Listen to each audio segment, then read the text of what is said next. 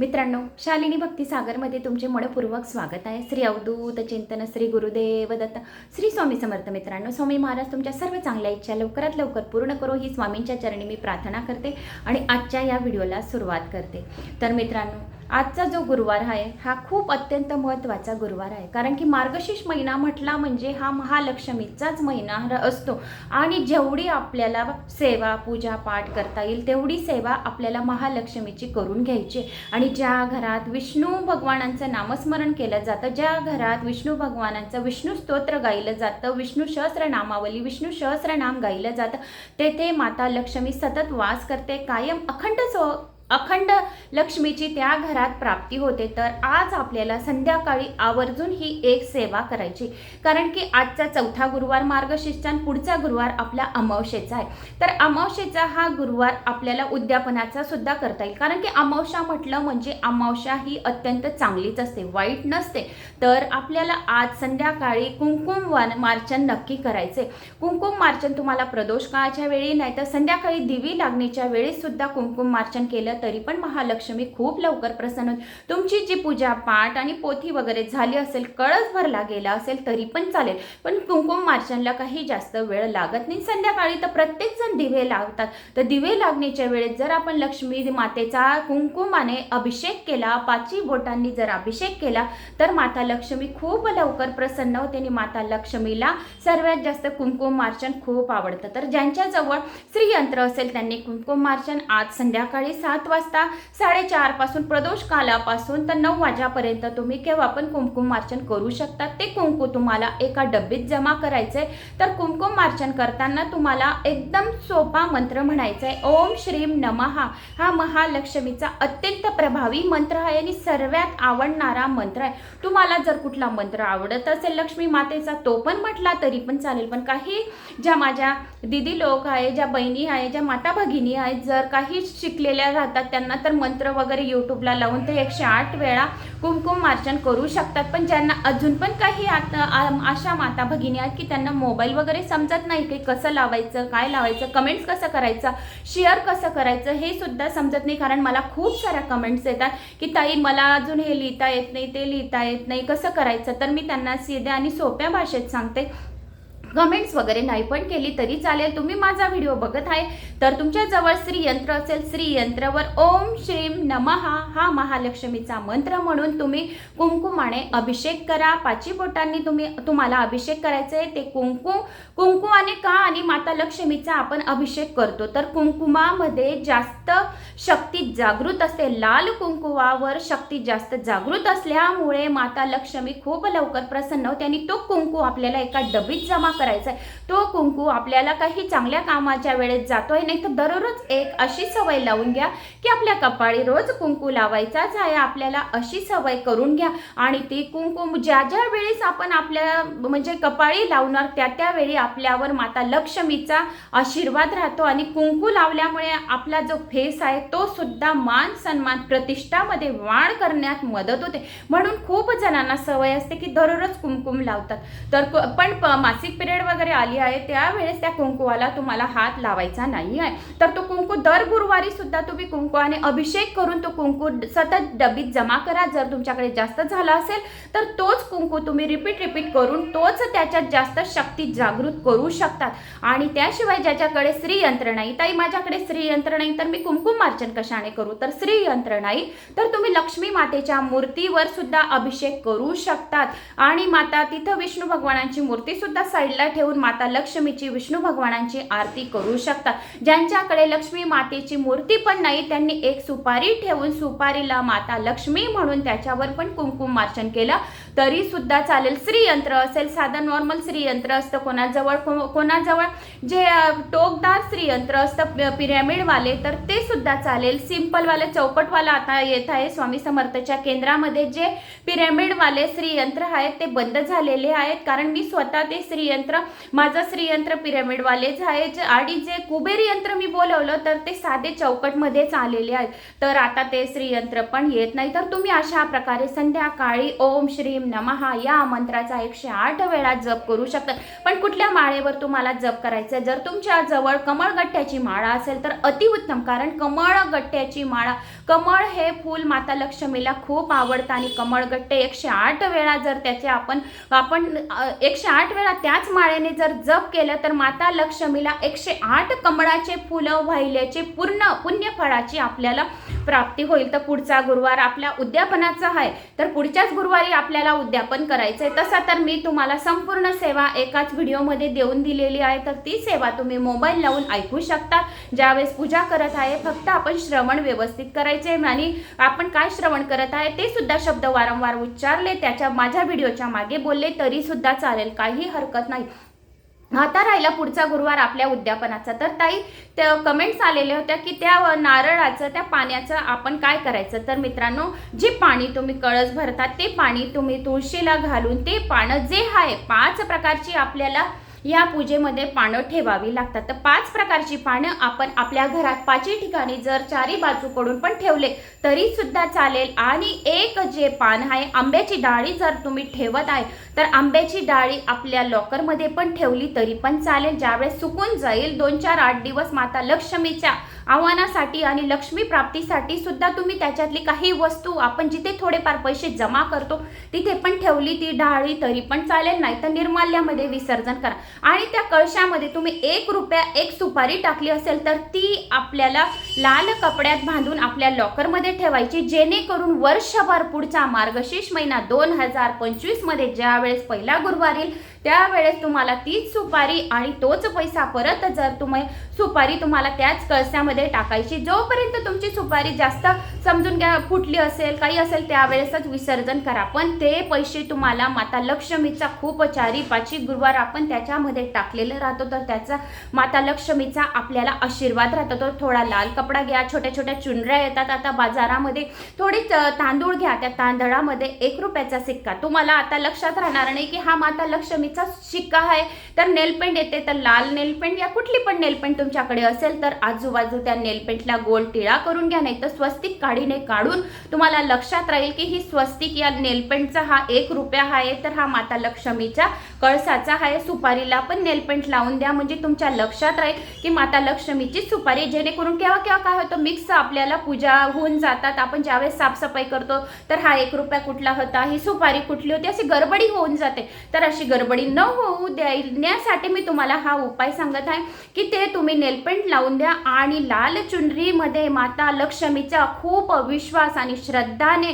माता लक्ष्मीला सांगा की माता लक्ष्मी, मी हा 1 रुपया ही सुपारी, थोडे तांदूळ, त्याच्यात हळद कुंकू थोडासा टाकून आणि पूर्ण विश्वास आणि श्रद्धाने सांगा माता राणीला की माझ्या घरात जी दरिद्रता आहे खूप दूर कर, आमचे माणसं मुलं माती उचलो आणि सोनं हो, अशी प्रगती धंद्यामध्ये कर, व्यापारामध्ये लाभ करून दे आणि तुझा आशीर्वाद कायमस्वरूपी टिकून राहावं। आमच्या मुलाबाळाचे लग्न, आम्ही जे एक्झाम देत आहे, मुलं काही परीक्षा देत आहे या शिक्षण चालू आहे तर त्यांचं खूप उत्तीर्ण खूप चांगलं शिक्षण करो, घरात खूप सुख समृद्धी शांती पैसा अडका बरकती राहो, आमच्या दारात जो कोणी येईल तो कधी खाली जायला नको, एवढी धनसंपदा दे आणि भुकेला कोणी जायला नको, धनधान्याचा एवढा भंडार भरून दे। आता माता लक्ष्मीला तुम्हाला असं मागायचं आहे आणि खूप विश्वास आहे। ज्यावेळेस तुम्ही सुपारी आणि तांदूळ आणि जे नाणं 1 रुपयाचं तुम्ही बांधत आहे त्यावेळेस तुम्हाला बांधताच हे सर्व बोलायचे पूर्ण पॉझिटिव्ह ऊर्जाने आणि लॉकरमध्ये तुम्हाला स्थापित करून द्यायचंय माता लक्ष्मी आणि विष्णू भगवानांचं नाव घेऊन, तर नेहमीच तुमच्या घरात बरकती राहील, एवढं 100% मी गॅरंटी देते तुम्हाला। तर आणि ते नारळ आहे तर ते नारळ तुम्ही फोडू शकता, नाहीतर तुम्ही घराच्या ईशान्य कोपऱ्याला पण लाल कपड्यात बांधू शकता माता लक्ष्मीच्या आशीर्वादासाठी। दुकान असेल, तुमचा व्यापार असेल तर तिथं पण लाल कपड्यात बांधून ईशान्य कोपऱ्याला, या लॉकर तुमचं मोठं असेल तर तिथं पण ते नारळ तुम्ही ठेवू शकता। तर अशा प्रकारे तुम्हाला उद्यापन सुद्धा त्या जे नारळ आणि कळस आणि पाण्याचं काय करायचं याबद्दल मी तुम्हाला माहिती दिली आहे। तर उद्यापनाच्या वेळी 7 सुवासिन्यांना बोलवायचं, 7 सुवासिन्यांना हळद कुंकू द्यायच्या, ओटी भरायची, त्यांची ओटी तांदळाचीच भरायची, तांदूळ घ्यायचे, तांदूळमध्ये 1 रुपया टाकायचा, 1 गुलाबाचं फूल नाही तर झेंडू शेवंतीचं फूल असेल ते टाकायचं, पुस्तिका द्यायची, केळं द्यायचे नाही, केळं खायला दिले तर चालेल, पण गुरुवारी सहसा कोणी बायका गुरुवारी केळं खात नाही, मी पण गुरुवारी केळं खात नाही. तर चिक्कू पण आणलं, ज्याच्यात बीज आहे असं फळ त्या सुवासिनींना द्यायचं, कारण की बीजवालं फळ जर आपण दिलं तर सतत आपलं घर सुद्धा भरलेलं राहतं. बीजा जशा त्या फळामध्ये राहतात भरलेल्या तशा आपल्या घर पण भरलेलं राहतं. सुवासिनींना ओटीमध्ये बीजवालं फळ आपण टाकून त्यांची ओटी भरली तरी सुद्धा आपल्याला त्याची पुण्यफळाची खूपच जास्त प्राप्ती होते. अशा प्रकारे तुम्हाला त्यांची ओटी भरायची. तुम्ही गजरा देऊ शकतात त्यांना, तर सर्वांना साथी सुवासिनींना ज्यांची परिस्थिती चांगली असेल तर छान मोगऱ्याचे गजरे आणून त्यांना लावून पाठवा आणि त्यांच्या चेहऱ्यावरचा जो आनंद आहे तो तुम्ही बघू शकतात आणि त्याच्याने माता राणी खूप प्रसन्न होते. कारण आपण साक्षात माता लक्ष्मी राहतात म्हणून आपण त्यांच्या ओट्या भरतो आणि माता लक्ष्मी आपल्या घरून जर त्यांना गजरे लावून जर आपण पाठवले तर माता लक्ष्मी म्हणजे साक्षात ज्याची आपण ओटी भरत आहे ते आपल्याला खूप प्रसन्न होऊन आशीर्वाद देतात. आणि जे बरकती आहे त्यांना सांगायचं तुमच्या ओटीमधून 5 वेळा 5 दाणे टाकून द्या आणि ती बरकती जी तांदळाची आहे ते तांदूळ तुम्हाला ज्या डब्बा तुम्ही वापरत आहे तांदळाचा त्याच्यात तुम्ही बरकती म्हणून टाकू शकता. अशा प्रकारे तुम्हाला सुवासिनीची 7 सुवासिनी कन्याकुमारिकांना जर बोलवायचं असेल तर कन्याकुमारिकांना बी बोलवू शकता, पण सहसा 7 सुवासिनींना बोलवा, त्यांना सिंदूर द्या, मांग भरायचा, नाहीतर तुमची जशी ऐपत असेल तुम्हाला जो इच्छा असेल ते पण दिलं तरी पण चालेल, पण गजरा या गुलाबाचं फूल सुद्धा त्यांच्या डोक्याला लावून दिलं तरी पण बायका खूप खुश होतात. एवढा माझा अनुभव आहे. तर मित्रांनो, ही राहिली आपल्याला आजची सेवा आणि पुढच्या गुरुवारी अमावस्या असल्यामुळे उद्यापनाचा त्या कळस आहे दुसऱ्या दिवशी त्याचं काय करायचं हे संपूर्ण माहिती मी तुम्हाला सविस्तर सांगून दिलेली आहे. तर अमावस्या असल्यामुळे त्या दिवशी तुम्ही उंबरठ्याचं हळदीचं लेपन करायला विसरू नका, कारण की ज्या घरात हळदीचं लेपन केलं जातं तिथं माता लक्ष्मी सतत वास करते. स्वस्तिक काढा आजूबाजू, लाल थोडे तांदूळ करून आजूबाजू माता लक्ष्मीला, विष्णू भगवानांना त्यांच्या परिवारासहित आमंत्रण करायचे. अमावस्येच्या दिवशी उद्यापनाच्या दिवशीची गोष्ट सांगत आहे तुम्हाला. तर त्या दिवशी तुम्हाला तांदळ आणि दोघांना आमंत्रण द्यायचंय, दिवा लावायचा आणि आमच्या घरी ये आणि माता लक्ष्मी खूप सुख समृद्धी शांती देऊन जा, सर्वांची मन खूप जोडू दे अशी तुम्हाला माताला प्रार्थना करायची आणि मनाला खूप सुख समाधान लाभू दे असं प्रार्थना करायची. आणि माझं मन, माझ्या परिवाराचं मन खूप शांत होऊ दे, कोणाचं मन दुखू नये अशी तू आम्हाला शक्ती दे आणि सहन करायची शक्ती दे, आमच्या हातून कोणाचंच वाईट घडू नये अशी तुम्हाला सद्बुद्धी सुद्धा मागायची. आपल्या मुला बाळांना सर्वांना चांगली सद्बुद्धी दे, प्रगती कर असं तुम्हाला बोलायचंय. तर मित्रांनो, झालेली सेवा महाराजांच्या चरणी रुजू करते. भेटूया अजून छोट्याशा माहितीसोबत, छोट्याशा व्हिडिओसोबत. श्री स्वामी समर्थ. आणि मी हा रिव्हील फेस पण का केला तुम्हाला त्या दिवशी मी सांगितलं होतं की माझं जे शालिनी भक्तिसागर कथा चॅनल आहे तर त्या कथा चॅनलला ते सस्पेंड करायचं सांगत आहे, कॉपीराईट सांगत आहे, पण मी कॉपीराईट कोणाचं करत नाही, पण व्हॉईसमध्येच सांगते मी कथा तुम्हाला, त्यामुळे मला मध्ये रिव्हील फेस करून देते मी तुम्हाला. तर मित्रांनो, माझं ते चॅनल वाचवायचे तुम्हाला आणि हे चॅनलसुद्धा माझं मोठं झालेलं आहे. तर ह्या चॅनलला पण जो कोणी नवीन आलं असेल त्याला सबस्क्राईब करायला सांगा आणि जास्तीत जास्त जणांना शेअर करा. आणि हा उपाय मी जो तुम्हाला सांगितला आहे तो उपाय तुम्ही नक्की करून बघा, तर तुम्हाला खरंच खूप मनाला खूप आनंद देऊन जाईल, मनाला शांती देऊन जाईल. मन दुखवणारे खूप राहतात पण मनाला शांत करणारे खूप कमी राहतात, म्हणून आपल्यालाच आपलं मन शांत करायचं आहे. कोणी काही बोललं तरी पण त्याला रिप्लाय द्यायचा नाही आणि 10 मिनटं एकदम सहनशीलता करून समोरचं जर काही जणांच्या कमेंट्स आल्या होत्या ते पण त्याचा पण एक आता कमेंट्स आली म्हणून त्याचं पण मी तुम्हाला सांगून देत आहे. तर आमच्या घरात खूप किरकिर होते, कटकट होते, मला मान सन्मान भेटत नाही आहे जो पाहिजे घरात लक्ष्मीला. तर मित्रांनो, घरात जी लक्ष्मी असते, जी सून असते, तर तिला प्लीज मान सन्मान द्या आणि तिला मान सन्मानाने राहू द्या, कारण आज ती तुमची सून आहे तर ती कोणाची मुलगी आहे. आपल्या मुलीबरोबर पण कोणी असं करेल तर ते सुद्धा आपल्याला सहन होणार नाही. तर खरोखरच जी घरातली स्त्री आहे तिला पूर्ण मान सन्मानाने तिला राहू द्या, तिला टोने टामणे खरंच नका बोलू, कारण की ज्या वेळेस त्या मुलीचं मन दुखतं आणि ती आईला सांगते तर तिलाच माहिती की त्या घरात राहणारी सून कशी राहते.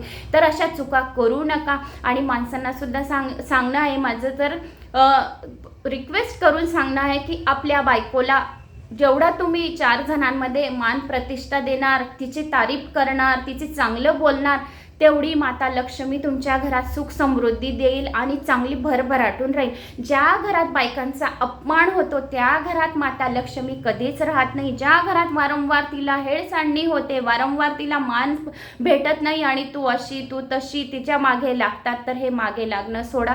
तिच्या पण काही फिलिंग समजा, तुमच्या बी काही फिलिंग समजा, बसून तुम्हाला हे सर्व सॉल्व्ह करावं लागेल आणि शांतपणाने दोघी नवऱ्या बायकोंना शांत होऊनच तुम्हाला हे डिसिजन घ्यावं लागेल की चुकी कोणाची पण असो, पण आपल्या घरात आपल्या बायकोला पण व्यवस्थित समजवणं हे माणसांचं सुद्धा काम असतं. ज्या वेळेस बायको संताप करत आहे, प्रत्येक घरोघराचं आहे हे जे गाडं आहे हे 2 चाकांचं आहे. जर एक गाड्याचं चाक थोडंसं बी डगबगलं तर दुसऱ्या चाकाला धक्का पोचतो.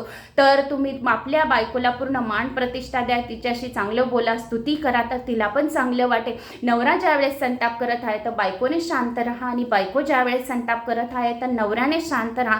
तर तुमचं असं जर तुम्ही केलं तर तुमचे दोघी चाकं एकदम सुरळीत राहतील. हे संसाराचं जीवनाचं हे गाडं असं पूर्ण पार पडणं ही खूप मोठी गोष्ट आहे, कारण की पूर्ण थेटपणे निभवणं खूप मोठी गोष्ट राहते. संसारामध्ये जीवनामध्ये खूप संघर्ष येत राहतात आणि त्या संघर्षाला हार न मानता आपल्याला त्याला तोंड द्यायचं राहतं. म्हणून घरात तुम्ही ज्या लक्ष्मी आहेत, ज्या मुली आहेत, ज्या सुना आहेत, त्यांना पूर्ण मान प्रतिष्ठा द्या आणि मुलींनी पण आपल्या सासू सासऱ्यांना पण पूर्ण मान देऊन त्यांना हाका मारा, काही तू ता करू नका, त्यांना बरं वाईट बोलू नका, नवऱ्याला पण व्यवस्थित मान सन्मान द्या. म्हणजे याच्याने तुमच्या घरात भांडणं वादविवाद होणार नाही. आणि भांडणं वादविवाद होण्याचे कारण म्हणजे पितृदोष पण राहतो. जर तुमच्या घरात पितृदोष असेल तर पितृदोषामुळे सुद्धा घरात किरकिर आणि भांडणं होतं. तर तुम्ही ज्यांच्या घरात जास्त किरकिर भांडणं होतात या तुम्हाला मान सन्मान नाही भेटत आहे तर पिंपळाला रविवार सोडून दररोज दूध आणि पाणी घाला, साखर घाला त्या